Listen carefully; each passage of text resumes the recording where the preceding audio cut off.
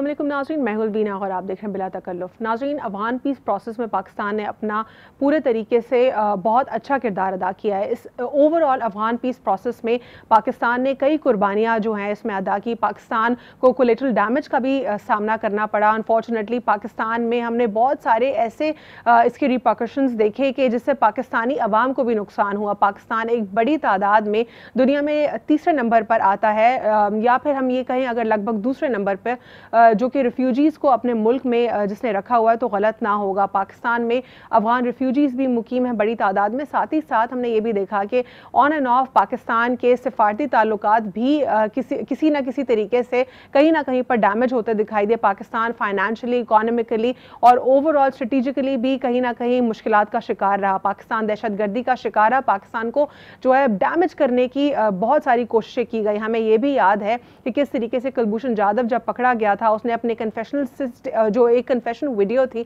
एक स्टेटमेंट था, उसमें उसने कैसे बताया कि उसका पूरा एक मिशन था जो कि उसको रखा गया था कि किस तरीके से ईरान में वो एक बिजनेसमैन का किरदार अदा करता रहा और वो किस तरीके से अफगानिस्तान में शामिल रहा और अफगानिस्तान में और पूरे अफगान जो एरिया है उसको कैसे उसने यूज़ किया और फिर बलूचिस्तान से वो आगे सिंध की तरफ बढ़ा और कराची में भी उसने हालात को ख़राब किया। इस तमाम तर मिशन का जो एक पर्पज़ वो यही था कि पाकिस्तान को डिस्टेबलाइज़ किया जा सके, अफगानिस्तान को जो है वहाँ पर भी जो है हालात को ख़राब किया जा सके ताकि पूरे ख़ित्ते में हालात ख़राब हों। साथ ही साथ कुलभूषण जाधव ने इस बात का भी एतराफ़ किया कि वो सी पैक को डिसरप्ट करने के जो है सिनेरियो में उसका एक बहुत बड़ा रोल रहा। इस तमाम तर प्रोसेस में अगर हम ये देखें कि पाकिस्तान ने कितनी सारी कुर्बानियां दी, उसके बावजूद भी अब हाल ही में अमेरिका ने पाकिस्तान से जब ख्वाहिश की और रिक्वेस्ट की कि वो अपना एक किरदार अदा करे, पाकिस्तान ने इस पूरे प्रोसेस में अपना किरदार अदा किया। उसके बावजूद अब हम ये देख रहे हैं कि एक मुतनाज़ा बिल जो है इंट्रोड्यूस हुआ है पाकिस्तान के हवाले से। पाकिस्तान को टारगेट किया जा रहा है और तमाम तर उन ममालिक को जो कि अफगानिस्तान में तालिबान गवर्नमेंट को सपोर्ट कर रहे हैं। आखिर क्या इल्ज़ामात लगाए गए हैं पाकिस्तान के ऊपर, डिटेल में गुफ्तगू करेंगे। साथ ही साथ हम ये गुफ्तगू भी आज के प्रोग्राम में करेंगे कि वज़ीर आज़म इमरान खान साहब जो उन्होंने एक एमनेस्टी जो अनाउंस की है और तालिबान के हवाले से ये क्या है, क्यों तनकीद का निशाना बनाया जा रहा है उनके इस बयान को, और मज़ीद इसी पीस के हवाले से या रीजनल स्टेबिलिटी के हवाले से जो हमारे साथ प्रोग्राम में मौजूद है ख्वाजा साहब, वो क्या कहते हैं इस पर। ख्वाजा साहब, सबसे पहले तो आपको प्रोग्राम में खुशामदीद कहते हैं। अस्सलाम वालेकुम। और आज के प्रोग्राम में सबसे पहले हम ग्लोबल पॉलिटिक्स पर ही गुफ्तगू करेंगे और ग्लोबल पॉलिटिक्स में आप जिस तरह जानते हैं कि अफगान पीस प्रोसेस जो है एक ऐसा टॉपिक है जो अंडर डिस्कशन है। अमेरिका की तरफ से हम देख रहे हैं ऑन एंड ऑफ डेवलपमेंट्स आ रही हैं। एक नई डेवलपमेंट आई है कि मुतनाज़ा बिल जो है अमेरिका में सेनेट में इंट्रोड्यूस हो रहा है। क्या कहेंगे आप इस पर? देखिए, ये सारी टेक्निक है हमें प्रेशर में लेने के लिए, अदरवाइज़ उनको सब पता है। हमारे प्राइम मिनिस्टर ने कल भी बयान दिया है और बड़ा वाज़ेह बयान दिया है और उन्होंने टीटीपी को आम माफ़ी का ऐलान भी किया है। उन्होंने जो लोग हथियार फेंक देंगे और अमन हो जाएंगे उनके लिए आम माफ़ी है। और इसके बावजूद भी अगर ये हमारे खिलाफ बिल पेश करते हैं या इस तरह की बातें करते हैं तो ये सिर्फ हमें प्रेशर में लेने की टेक्निक है। अब इनका मसला ये है कि इन्होंने जो महाजरीन को बसाना है तो अब कोई मुल्क उनको लेने के लिए तैयार नहीं है, रिफ्यूजीज़ को।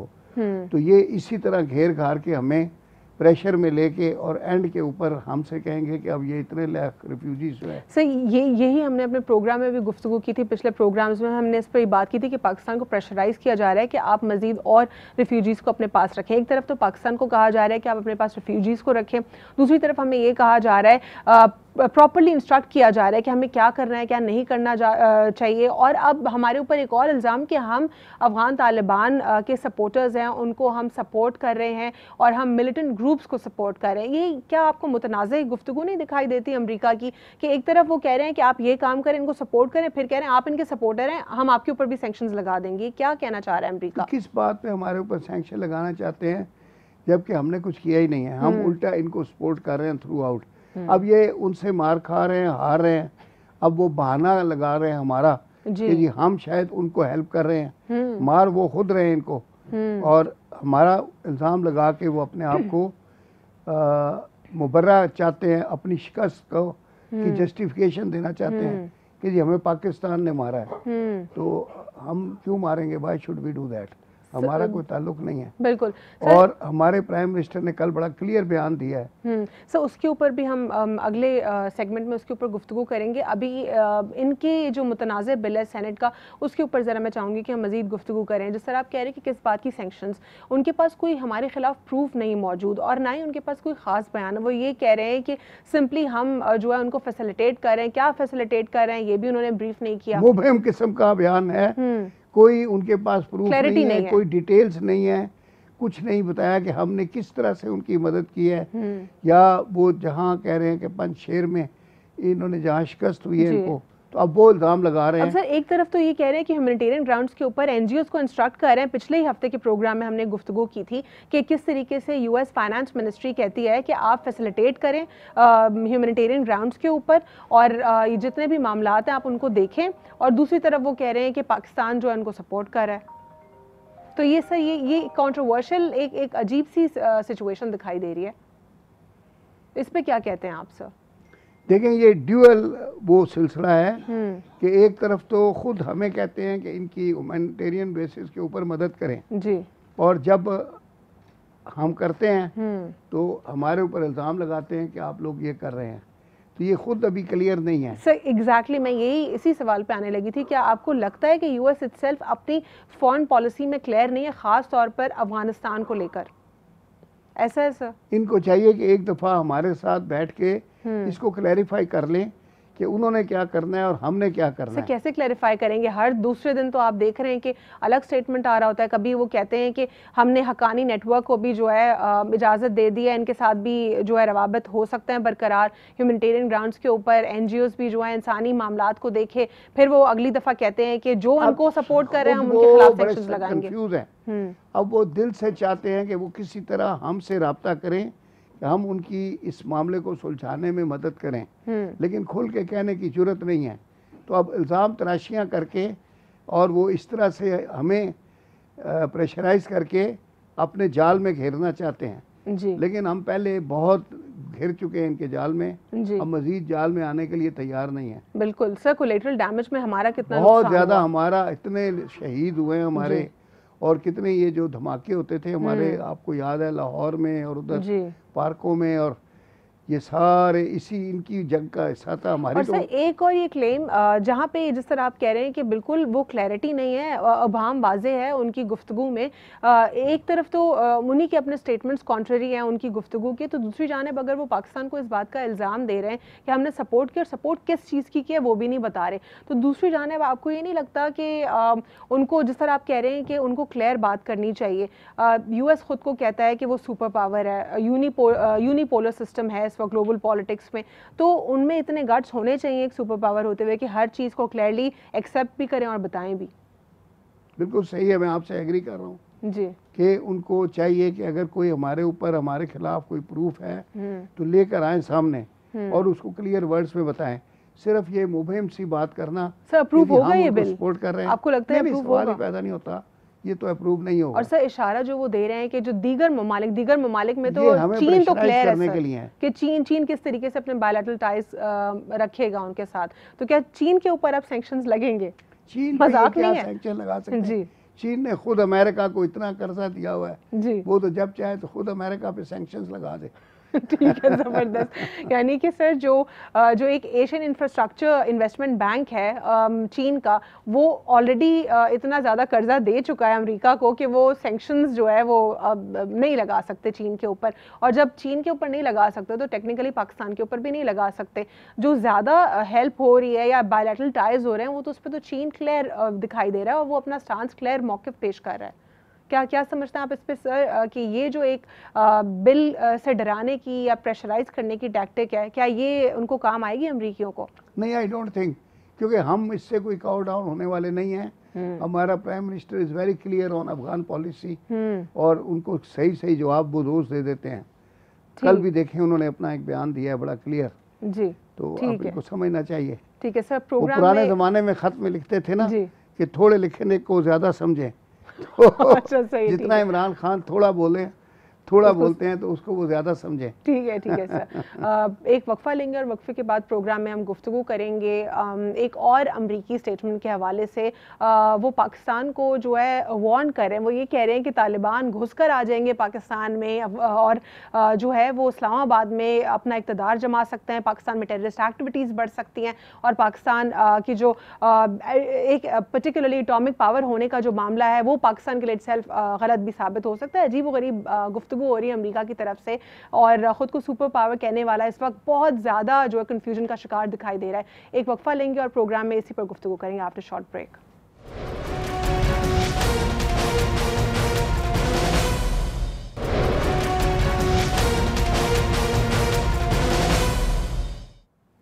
Welcome back after short break. नाज़रीन, ब्रेक से कबल हम प्रोग्राम में गुफ्तगू कर रहे थे एक कंट्रोवर्शियल बिल के हवाले से जो कि यूएस सेनेट में पास होने की गुफ्तगू हो रही है। इस पे हमने बात की ख्वाजा साहब से। वो कहते हैं इसमें कोई जो है क्लैरिटी नहीं दिखाई दे रही और ये अप्रूव हो भी नहीं सकता टेक्निकली। मज़ीद जो है हम प्रोग्राम में गुफ्तगू करेंगे कि एक और स्टेटमेंट है अमरीका का जहाँ पर वो ये कहते हैं कि जो अफ़गान तालिबान की गवर्नमेंट आने के बाद जो अस्करी पसंद अंसर है उसमें पाकिस्तान जो है पाकिस्तान में वो बढ़ सकता है। आखिर क्यों उनको लगता है सर, उनके जो थिंक टैंक्स हैं, उनके जो रिसर्च विंग्स हैं, वो क्यों आखिर उनको ये बात लग रही है? अब वो देखें कोई ना कोई शोशा तो छेड़ेंगे जी, तो वो इस तरह से बात करते हैं अटेंशन अपनी तरफ लेने के लिए जी। लेकिन अल्लाह का शुक्र है हमारे पास एवरीथिंग इज अंडर कंट्रोल और कोई हमें खौफ नहीं है कि वो इस्लामाबाद आ जाएंगे और वो कोई अपना अस्करी विंग वहाँ बना लेंगे। सर, ये किस किस्म की गुफ्तगू है सर? ये ज़रा आम आवाम को समझाएं कि सॉवरेनिटी ऑफ द स्टेट क्या होती है और पाकिस्तान की बरकरार है अल्हम्दुलिल्लाह और कोई इसको जो है चैलेंज नहीं कर सकता। एस्टिमेट कर रहे हैं, वो ये समझ रहे हैं कि शायद अमेरिका को भगा दिया है तालिबान ने तो पता नहीं हमें भी भगा देंगे।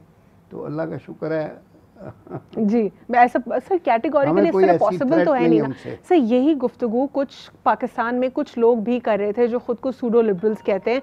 जब हम देख रहे थे कि पूरा एक अमरीकी फ़ौजी जो है इनखला की तरफ जा रहे थे और ये पूरा पीस प्रोसेस जो है ये स्टार्ट होने लगा था, उस वक्त कुछ लोग अजीब व गरीब सी गुफ्तगू कर रहे थे कि पाकिस्तान में भी तालिबान काबिज़ हो जाएंगे। भाई क्यों काबिज़ हो जाएंगे, कैसे काबिज़ हो जाएंगे? वो तो तालिबान अफगानिस्तान का हिस्सा है। तो आखिर क्यों हम जो है एक मिलिटेंट ग्रुप को और तालिबान गवर्नमेंट को मिला रहे हैं? सर ये इसको जरा थोड़ा सा आवाम को जरा ब्रीफ करें कि सॉवरेनिटी ऑफ द स्टेट जो है वो किसी की चैलेंज कोई नहीं कर सकता। अपनी सॉवरेनिटी बरकरार करने की कोशिश कर रहे हैं और जो भी हमसे अखलाकी मदद हो सकती है हमने उनकी ऑलरेडी की है जी। और अब जाहिर है आलमी कुव्वतों को उनको रिकॉग्नाइज करना है तो वो जब उनको रिकॉग्नाइज कर लेंगे तो वो भी जो इंटरनेशनल रूल्स है उनको अवॉइड करेंगे। तो फिर यहाँ आने के लिए भी उनको पासपोर्ट चाहिए होगा और अपना जो भी सिस्टम बनाएंगे हमारे साथ वो आने जाने का तो उसी तरह से वो वीज़ा होगा, सिस्टम बनेगा। एक दफ़ा उनकी हुकूमत रिकॉग्नाइज हो जाए तो फिर ये सारे सिलसिले भी शुरू हो जाएंगे और हमें कोई उनसे थ्रेट नहीं है। और ये जो अमेरिकन थिंक टैंक जो है ये टैंक में बैठ के सोचते हैं जी। हाँ सर ये जो अमेरिकन थिंक टैंक है एक और पर्टिकुलर इनका जो पॉइंट है जो इन्होंने रेस किया है बहुत ही अजीब व गरीब है। उससे तो साफ इनसिक्योरिटी अमेरिका की पता चल रही है। उसमें वो कहते हैं कि पाकिस्तान ने जब पहली बार जो है एटॉमिक पावर बनी थी पर्टिकुलरली और पाकिस्तान ने एक एक्सपेरिमेंट जब किया तो उस वक्त वो उनको ये डर था कि ये जो एटमी ताकत है एक गलत मुल्क के हाथ में है और इसके नुकसानात हो सकते हैं। ये क्या मतलब है सर? ये तो पहले दिन से वो समझते हैं कि हम कोई बच्चे हैं तो हमारे हाथ में खिलौना आ गया और हम तोड़ देंगे जी। तो हमें अपनी जिम्मेदारियों का एहसास है और हमने जब एटम बम बनाया है तो हमें पता है कि कब चलाना है और किस पे चलाना है जी। तो ऐसे उनको लग रहा है खिलौना है पाकिस्तान इसको एज अ टॉय यूटिलाइज करेगा। जी जी जी ऐसी बात नहीं है। हमें अपनी जिम्मेदारियों का पूरा एहसास है जी और हम एक बाकायदा एटमी कुव्वत हैं और उनको अब इसको रिकॉग्नाइज करना चाहिए, समझना चाहिए। सर लेकिन क्या आपको अमेरिका का कुछ दुख और दर्द तकलीफ महसूस हुई इस पॉइंट को देखते हुए कि वो कह रहे हैं कि हमें तो उसी दिन एहसास हो गया था कि गलत मुल्क के हाथ में है एटमी ताकत होना? वो तो देखें जी इन्होंने पहले दिन से बड़ी कोशिश की थी कि हम एटम बम ना बना सकें लेकिन अल्लाह के फजल से हमने बना लिया और इनसे छुपा के बना लिया। देखिए ईरान को भी आज तक नहीं बनाने दे रहे और हमने ये बड़ी हमारी कामयाबी है कि हमारी कौम की कि हमने सीक्रेसी को इतने साल मेंटेन किया और फिर बना के दिखा दिया, और जब हमने और आज तक तकलीफ हो रही है, और वो तो फिर तकलीफ तो होगी ना जी, कि हम एटमी कुव्वत कैसे बन गए। जी, क्योंकि ये तो अमेरिका ने तो अपनी हेजेमनी क्रिएट करनी है, और वो आज भी अमेरिका को लगता है कि हमेशा शायद सिर्फ और सिर्फ यूनिपोलर जो है सिस्टम रहेगा ग्लोबल पॉलिटिक्स में। सर, आपको लगता है कि यूनिपोलर से अब दुनिया जो है ग्लोबल पॉलिटिक्स में बाईपोलर सिस्टम की तरफ आ रही है? चीन भी जो है अगले 10 सालों में एक सिस्टम का हिस्सा होगा, वो भी एक आलमी कुव्वत बन जाएगी।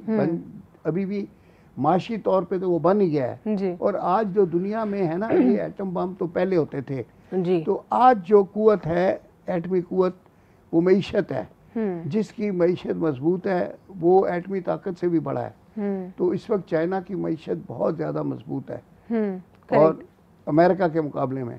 जी सर, एक और मामला है जहाँ पे हम देखते हैं कि अमेरिका जो है वो चीन से काफ़ी ज़्यादा इनसिक्योर दिखाई देता है। अगर हम बात करते हैं इंडियन ओशन की, वहाँ पे भी अमेरिका ने अपनी हेजेमनी क्रिएट करके रखी, और सी पैक से या फिर ओवरऑल BRI की अगर हम बात कर ले, सिर्फ सी पैक ही नहीं, तो उसमें भी जो है अमेरिका के यही तहफ़्फ़ुज़ात रहे कि ये ग्वादर पोर्ट जो है ये अनएक्सेप्टेबल है और ये रीजन को डिस्टर्ब कर देगा। आखिर क्यों डिस्टर्ब कर देगा कि आप अपनी हेजेमनी क्रिएट करके रखेंगे तो सब बिल्कुल परफेक्ट होगा, और अगर आप कोई और बीच में शराकतदार आता है और जो पीस प्रोसेस को बढ़ाता है तो फिर वो डिस्ट्रक्शन हो जाएगा रीजन में। बिल्कुल सही कह रही हैं आप जी। तो एक्चुअली ग्वादर पोर्ट जो है बड़ी ही इम्पोर्टेंट पोर्ट है और अल्लाह के फजल से हमने इसको ना सिर्फ बना भी लिया है जी, इसको ऑपरेशनल भी कर दिया है। और अब ये जैसे सी पैक बनेगा तो सारा गेम जो है ना, अब वो अफगान की तो जो आपने पहले बातें की है ना, वो इसको एक बहाना बना रहे हैं। बेसिकली पेट में दर्द है सी पैक का, तो जो खुलकर बात नहीं करते वो असल में उनके दिल में ये है कि सी पैक मुकम्मल ना हो, लेकिन अल्लाह ने चाहा तो हमारे भी मुल्क ने कहा है कि हम सी पैक बनाकर दिखाएंगे और इंशाल्लाह ये बनेगा, अल्लाह की मदद शामिल हाल रही तो हम इसमें कामयाब हो जाएंगे। काफ़ी तो बन गया कहते हैं, थोड़ा सा टुकड़ा है। बिल्कुल सर। सर और 2030 तक जो पूरा एक लॉन्ग टर्म प्लान है, 2030 तक इंशाल्लाह जो है कंप्लीट हो जाएगा। सर एक और थिंक टैंक का जो एक पर्टिकुलर पॉइंट है अमेरिका का, वो ये भी कह रहे हैं कि जो अस्करी अंसर है वो बढ़ जाएगा, पाकिस्तान में भी जो है तखरीबकारियाँ होंगी। एक तरफ वो कह रहे हैं पाकिस्तान में तखरीबकारियाँ होंगी और दूसरी तरफ बिल में वो कहते हैं कि पाकिस्तान ने तखरीबकारियों को सपोर्ट किया और पाकिस्तान उनकी सपोर्ट करता रहा है। ये किस तरह की कन्फ्यूजन है अमेरिका में? क्या वो खुद को जस्टिफाई कर पाएंगे ग्लोबल पॉलिटिक्स में? एक्चुअली ये आप अगर देखें ना तो इन्होंने जो करवाना होता है ना वो ये थिंक टैंक के मुंह से पहले कहलवा देते हैं, उसके बाद उस अमल के ऊपर उस प्लान के ऊपर अमल करना शुरू करते हैं। तो थिंक टैंक को पहले बोल दिया है, अब वो कहेगा तखरीबकारियां होंगी तो अब वो फिर तखरीबकारियां करवाएंगे फिर कहेंगे देखें हमने पहले बता दिया था ये होनी है जी। तो वो थिंक टैंक जो है वो बादशाह का तोता है। ठीक सर, जिस तरह ये जो आपने पॉइंट रेज़ किया है कि पहले उनको जो तखरीबकारियाँ जो खुद करवाना चाहते हैं पहले थिंक टैंक्स के ज़रिए कहलवाते हैं और फिर कहते हैं हमारी प्रेडिक्शंस और हमारे रिसर्च एनालिस्ट जो थे वो बिल्कुल दुरुस्त कह रहे थे। अब सर दूसरी तरफ अगर हम आते हैं देखते हैं कि इस तमाम तर सिचुएशन में इंडिया जो है वो एक बहुत बड़ा एलाय है अमेरिका का, क्योंकि एक तो हमारा अनफॉर्चुनेटली नेबर भी है और हमारे करीब भी है। तो अफ़गानिस्तान को पाकिस्तान की सरजमीन के लिए इस्तेमाल करने के लिए जो है पाकिस्तान के ख़िलाफ़ इस्तेमाल किया गया है। अब क्योंकि अमरीकी फ़ौजी जो हैं वो यहाँ पर नहीं है, अमेरिका का कंट्रोल नहीं है, आपको लगता है कि जो डिस्ट्रप्शन जितनी होती थी पाकिस्तान के ख़िलाफ़ वो काफ़ी कम हो जाएगी? अब हुई भी है, आपको अपेरेंटली देख ले माशाल्लाह जी पुरसकून हम लोग रह रहे हैं अल्लाह के फजल से, और कोई ऐसी बात नहीं है। ये बातें सिर्फ थिंक टैंक के दिमाग में आ रही हैं और वो बयान देते हैं, और हम यहाँ पर ज़मीन हालात जो हैं बिल्कुल दुरुस्त हैं, कारोबार ज़िंदगी बिल्कुल सही चल रहा है, खुदा न खास्ता कोई टेररिज्म नहीं है, कोई कुछ नहीं है, हर चीज़ अंडर कंट्रोल है। कभी कभार इक्का दुक्का वाक़यात उधर हो जाते हैं सरहद वगैरह की तरफ जी, और कोई एक आध जो टेररिस्ट को छुप के कर देता है कोई हमला, कोई उसमें हमारे फौजी शहीद हो जाते हैं, और उसमें बहरहाल वो फुल विजिलेंट है, सारा वक्त जाग रहे हैं, वहाँ पहरा देते हैं और हर चीज़ देखते हैं।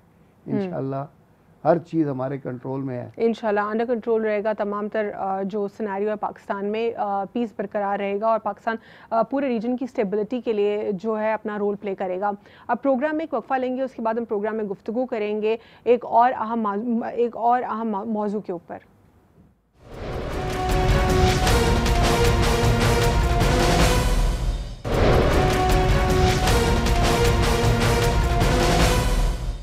Welcome back after short break. नाज़रीन, ब्रेक से कबल हम प्रोग्राम में गुफ्तगू कर रहे थे अमेरिका की डिप्लोमेसी के ऊपर कि कितनी कंफ्यूज दिखाई दे रही है। अब प्रोग्राम में हम गुफ्तगू करेंगे वज़ीर आज़म इमरान खान साहब के स्टेटमेंट के हवाले से, जिस पर कुछ सहाफ़ियों ने और अपोजिशन जमातों ने जो है उनके ख़िलाफ़ बात की है कि किस किस्म का स्टेटमेंट है, आखिर कैसे आप जो है TTP को एमनेस्टी दे सकते हैं। सर, इस पर आपका क्या स्टांस है? वो एक ही सहाफ़ी है, कल मैंने भी सुना उसको जी, वो बार बार यही कह रहा था कि जी इमरान खान साहब ने बयान देकर और वो बीच में जो हमारा कोई काम हो रहा था तो वो रोक दिया है जी, और वो कॉन्शियस हो जाएंगे जी, तो इनको ये बयान नहीं देना चाहिए था।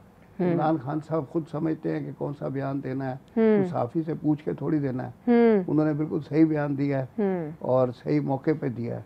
सर, एक और बयान जो कि वज़ीर आज़म इमरान खान साहब का था और वो आज भी उस पर अपने बयान पर डटे रहे हैं और वो हमेशा से उन्होंने यही बात की जिस पर अपोजिशन जमातों ने उनको कड़ी तनकीद का निशाना बनाया। उन्होंने कहा है कि there are good Taliban and there bad Taliban, और इस पर बहुत सारे सहाफ़ियों को तो नहीं, कुछ ही सहाफ़ियों का भी मौक़िफ़ यही है जो खान साहब का है, इंक्लूडिंग मी, क्योंकि अगर आप एक्सटेंसिव रिसर्च करें कि उस पर आपको वाज़े होता है कि जो इस वक्त तालिबान हुकूमत कर रहे हैं वो अलग हैं, लेकिन जो इसमें एक जो रेडिकल्स हैं वो अलग हैं, क्योंकि उसमें रॉ और NDS भी इन्वॉल्व रही है, उन्होंने भी फंड किया, उन्होंने भी पाकिस्तान के खिलाफ इस्तेमाल किया। तो हम ये क्लेम तो नहीं कर सकते ना कि तालिबान रजीम इज़ रॉन्ग टोटली, क्योंकि वो अफगानिस्तान का हिस्सा है, वो उनको आप वहाँ पर हुकूमत करने दें।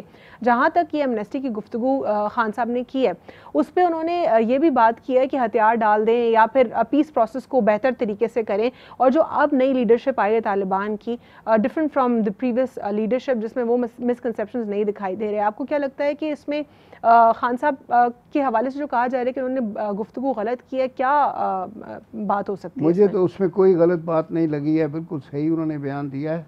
और देखें, बात यह है कि इस वक्त जो अफगानिस्तान वाले फ़िलहाल अपनी हुकूमत को ऑर्गेनाइज करने की कोशिश कर रहे हैं, अगरचे प्रोसेस इज़ वेरी स्लो, लेकिन वो कहते हैं ना अंग्रेज़ी में, slow and steady wins the race. तो वो अच्छा कर रहे हैं, आहिस्ता आहिस्ता कर रहे हैं, सोच समझ के कर रहे हैं। और अभी तक हमें कोई ऐसी वहाँ से इतला मौसूल नहीं हुई कि कोई ऐसी कोई उन्होंने हरकत की हो जो कि इंटरनेशनली कोई शर्म की बात हो या कोई बदनामी की बात हो। तो अभी तक वो अपने हालात के मुताबिक सही का चल रहे हैं। उनको बहुत से चैलेंजेस हैं, इकोनॉमिक चैलेंजेस हैं, हुकूमत बनानी है, एडमिनिस्ट्रेशन कायम करना है और फिर अपने आप को पूरी दुनिया में रिकग्नाइज करना है। तो मैं समझता हूँ कि अभी तक तो जिस तरह वो मुदब्बराना तरीके पे चल रहे हैं तो उनका तरीका बेहतर है। Sir, mister Shaheen, spokesperson to Taliban, उनका यही स्टेटमेंट रहा कि वो किसी भी तरीके से अफगान तालिबान जो है या अफगानिस्तान का जो सॉइल है वो पाकिस्तान के ख़िलाफ़ इस्तेमाल नहीं होने देंगे, बल्कि किसी के लिए भी इस्तेमाल नहीं होने देंगे। इससे आपको लगता है कि ये बात वाज़ेह है कि जो TTP जो कि पाकिस्तान में क्लेम की जाती है कि उनकी जो है एसोसिएशन है तालिबान के साथ, वो उनकी कोई साथ एफिलिएशन नहीं है दोनों के साथ में, या किसी भी रेडिकलिज्म को वो स्प्रेड या प्रमोट नहीं करेंगे? नहीं जी, सवाल ही पैदा नहीं होता। हम अपनी सरजमीन बिल्कुल इस्तेमाल नहीं होने देंगे किसी के खिलाफ और ना अपने खिलाफ। और आप ये इस पे यकीन रखें कि इंशाल्लाह एवरीथिंग इज अंडर कंट्रोल। और कोई ये जो अफवाहें हैं, ये खौफ है, ये सिर्फ एप्रीहेंशंस हैं जी। हाँ। सर, पाकिस्तान पीपल्स पार्टी का बार बार ये क्लेम होता है कि मोहतरमा बेनज़ीर भुट्टो साहिबा जो हैं उनके जो हैं ये कातिल रहे हैं तालिबान, और ये काफ़ी हार्श वो स्टेटमेंट पेश करते हैं। और एक और वो गुफ्तगू करते हैं कि जो तालिबान हैं उन्होंने APS अटैक किया, लेकिन APS अटैक में बहुत सारी वो पिक्चर्स भी सामने वायरल हुई थी जो बंदे मरे थे उनकी बॉडी पे कम्प्लीटली टैटूज़ थे। तो ये एक रशियन सॉरी मैंने कह दिया, एक इंटरनेशनल स्पॉन्सर्ड जो है पूरा एक गेम है जहाँ पे रॉ और NDS का इन्वॉल्वमेंट वो क्लियर दिखाई देता है। तो इस पे आप क्या देखिए ना, समझते रॉ हैं? तो हमें ये हकीकत से इनकार नहीं करना चाहिए कि रॉ रात दिन हमारे पीछे लगी हुई है जी। और वो कोई मौका खाली नहीं जाने देते, और जहाँ कहीं भी हमारे खिलाफ वो इस्तेमाल हो सकते हैं। और हमें जो है ये देखना है कि हमारे अपने लोगों को चाहिए कि अपने आप को इनका आला कारना बनाएं और अपने वतन के साथ मुहब्बे वतन रहें। और राह किसी तरह भी कामयाब नहीं हो सकती अगर हमारे लोग मजबूत रहें, तो इंशाल्लाह उनको मुंह की खानी पड़ेगी और कुछ नहीं मिलेगा यहाँ से। सर, लेकिन खान साहब, ये जो स्टेटमेंट है उसको काउंटर कैसे करेंगे? वो कह रहे हैं कि आप उनको कैसे माफ़ी दे सकते हैं, वो तो कातिल हैं हमारे लोगों के। अब बात यह है कि हमारे यहाँ तो रियासत मदीना की बात करते हैं जी। तो फतह मक्का के टाइम पे हजूर नबी करीम सल्लल्लाहु अलैहि वसल्लम ने आम माफ़ी का ऐलान किया था जी। और उसमें वो भी कातिल शामिल थे जो उनके चचा के भी कातिल थे, उनके अपने अजीज़ों के भी जी। कातिल थे, उनको फिर माफ़ कर दिया था। तो जब आम माफ़ी की जाती है तो फिर लीडर ये नहीं सोचते हैं कि ये मेरा इसमें कौन सा इंटरेस्ट है या मेरा अपना को बदला लेने की ज़हन में बात नहीं रखते। ठीक। आम माफ़ी का मतलब आम माफ़ी होता है। जी सर, बिल्कुल करेक्ट आपने कहा। इस तरह काफ़ी स्कॉलर्स का भी इस पूरे सिनेरियो में यही टेक है कि आम माफ़ी जो है ये हमारे रसूल पाक सल्लल्लाहु अलैहि वसल्लम की सुन्नत है। उनको बरकरार करके भी जो है तालिबान लीडरशिप ने ये स्टेप लिया और उन्होंने भी जो है ताकि मज़ीद अफ़गानिस्तान में लड़ाई और जंग और जदल ये सब सामने ना आए, इसीलिए उन्होंने भी एमनेस्टी का ऐलान किया। दूसरी जानिब वज़ीर-ए-आज़म इमरान खान साहब की तरफ से भी TTP के हवाले से हमने एमनेस्टी का ऐलान देखा। बहुत कंट्रोवर्शियल बयान बना दिया गया अपोजिशन की तरफ से। अब ये देखना है हमें कि इस तमाम तर सिनेरियो में पाकिस्तान का डिप्लोमेटिक क्या तरीक़ाकार होता है, अमेरिका को कैसे हैंडल करता है और पाकिस्तान को इस वक्त क्या करना चाहिए आपको लगता है? क्योंकि अमेरिका जो है वो तो हर 2 मिनट में, हर 2 दिन में अपना बयान बदल रहा है। उनको खुद समझ नहीं आ रही कि करना क्या है। यानी खुद समझ नहीं आ रही, लेकिन पाकिस्तान को अब इस सिनेरियो में क्या करना चाहिए सर? हम लोग अपनी पॉलिसी बिल्कुल सही लेके चल रहे हैं, अगरचे अभी तक पॉलिसी हमने भी अपनी वाज़ेह नहीं की है, फ्रैंकली स्पीकिंग। ना पार्लियामेंट कैसे वाज़ेह करनी चाहिए पॉलिसी? ये है कि जो हमने पॉलिसी बनाई है उसको या तो पार्लियामेंट में ले आए, अच्छा, ताकि उस पर कुछ डिबेट हो जाए जी। तो वहाँ से फिर आम आदमी तक भी बात पहुँच जाए और उसमें फिर जो भी फॉर एंड अगेंस्ट राय आ जाए तो पता चल जाएगा कि हमारी पॉलिसी क्या है। अभी तक जो भी है वो या प्राइम मिनिस्टर को पता है या वजीर खारजा को पता है जी। और आम सहाफ़ियों को भी नहीं पता।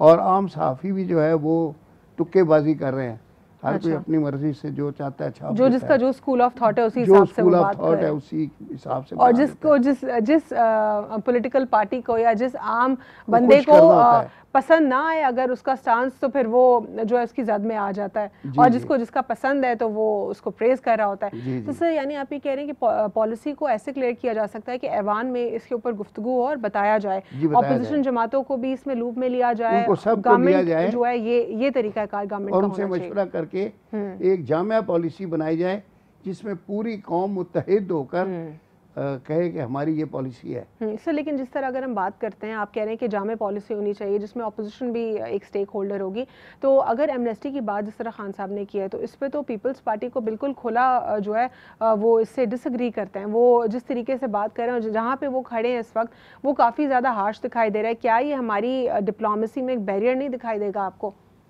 नहीं, वो तो देखें जी, मोहतरमा का जो शहादत थी जी। वो एक मर्डर केस था, वो रजिस्टर हुआ, उसमें एक एक्यूज्ड हैं, वो नेम्ड हैं, कुछ उसमें एब्सकॉन्डर्स हैं, कुछ जो है अंडर ट्रायल हैं और कुछ पकड़े गए हैं। तो जो एब्सकॉन्डर्स हैं उनके वारंट्स अदालत ने जारी किए हुए हैं, तो वो जब पकड़े जाएंगे they will be brought to justice. ठीक। अपार्ट फ्रॉम दीज थिंग्स के आया वो एमनेस्टी में आते हैं या नहीं आते, ठीक। क्योंकि उन्होंने एक पर्टिकुलर ऑफेंस किया है जी। और उस ऑफेंस का एक कंप्लेनेंट होता है और उसमें चालान सबमिट हुआ है, उसमें एविडेंस होती है और वो एक ट्रायल कोर्ट जो है जो कि सीज्ड ऑफ द मैटर, तो वो अदालत वो फैसला करेगी। तो वो अदालतों के ऊपर ये आम माफियाँ लागू नहीं होती। अदालत अपनी मर्जी से कानून के मुताबिक और एविडेंस के मुताबिक फैसला करती है। वो अलग बात है कि अदालत के फैसले के बाद फिर कोई मर्सी पिटीशन इस ग्राउंड पे की जाए कि सर चूंकि आम माफ़ी हो चुकी है लिहाजा आप इनको इस फैसले से एग्जम्प्ट किया जाए, तो अदालत आज़ाद है, अपना फैसला खुद करेगी अपनी एविडेंस के मुताबिक। तो अगर पीपल्स पार्टी को केस चलाना है तो वो अदालत में अपने केस को परसू करें। ठीक है सर, ये बिल्कुल आपने एक करेक्ट बात की कि अगर पीपल्स पार्टी को जो भी इख्तलाफात हैं तो वो कोर्ट में जो है मजीद सू कर सकते हैं जब एक फाइनल परसू करें केस को, ऑलरेडी पेंडिंग है जी, उसमें गवाहियां पेश करें, उसमें जाएं, अपना यानी प्रॉपर तरीके से कोर्ट में परसू किया जाए केस को, बजाय इसके कि मीडिया में कोई गुफ्तगू हो और बयानबाजी हो। केस को बेहतर तरीके से और ठीक तरीके से परसू करने की ज़रूरत है ताकि जो भी कल्प्रिट है उसकी कन्विक्शन साबित हो और जो भी मामला है वो ठीक तरीके से हैंडल किया जा सके। अमेरिका जो है इस वक्त खुद कन्फ्यूजन का शिकार है, हर 2 दिन बाद अपनी पॉलिसीज़ को तब्दील कर रहा है। पाकिस्तान को भी अपनी पॉलिसी या डिप्लोमेसी को वाज़े करने के लिए ऐवान में गुफ्तगू करने की सख्त ज़रूरत है ताकि तमाम तर जो स्टेक होल्डर्स हैं, अपोजिशन पार्टीज़ और गवर्नमेंट, वो वन प्लेटफॉर्म पर दिखाई दे। आज के लिए इतना ही। अल्लाह हाफ़िज़, गॉड ब्लेस यू ऑल।